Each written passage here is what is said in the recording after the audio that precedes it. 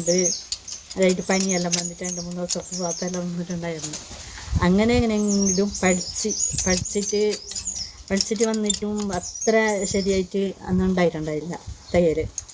പിന്നെ എല്ലാവരെ കണ്ടിട്ടും പിന്നെ നോക്കിയിട്ടും സ്വയം മനസ്സിലാക്കിയിട്ടും ഇങ്ങനെല്ലാം ഞാൻ പഠിച്ചു.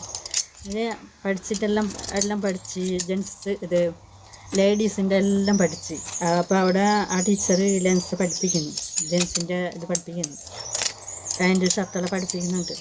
ടീച്ചർ നല്ല എംബ്രോയിഡിങ്ങും എല്ലാം പഠിച്ചിട്ടായ ടീച്ചറാണ്. നല്ല പഠിപ്പിൽ നല്ല ഇതുണ്ട ടീച്ചറാണ്.